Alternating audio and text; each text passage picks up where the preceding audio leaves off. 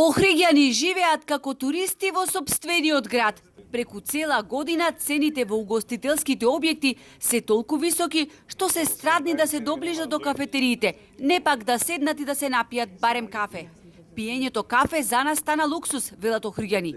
Охрид е туристичко место и треба да бидат повисоки, но не олку многу како да сме сред лето, а не на залезот од сезоната.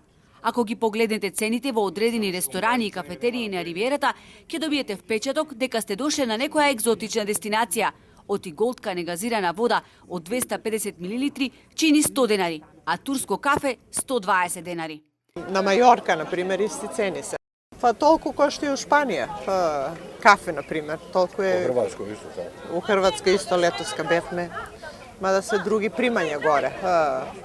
Греота за нашиот народ што не може да го користи, тоа што е прескапо за нив.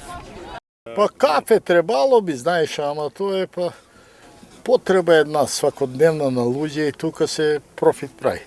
Иначе оно не кошта ни 10 денари. Премногу си. Намалената посетеност е разбирлива, бидејќи кризата удира по сечиј џеб и секој сака да помине со што може помалку, велат одеснавот на угостители. Цените во угостителските објекти во овој момент се повисоки од очекуваното, од она што сме навикнати да бидат. Што се однесува до ценовната политика на угостителските објекти, мораме да кажеме дека таа е првично формирана и од влезните цени на артиклите кои што ги имаме, како што кажав, исто во домен на режиските трошоци спага и тоа, така да таквите покачувања и очекуваните идни покачувања на енергенсите и така натаму, навистина не ставаат во една неблагодарна положба да не можеме многу како угостители да ги намалиме, да ги субвенционираме практично посетителите во нашите објекти. И јас разбирам, како и во другите гради, да има, например, сезонски цени, после завршувањето на сезоната, нормално да се спуштат цените.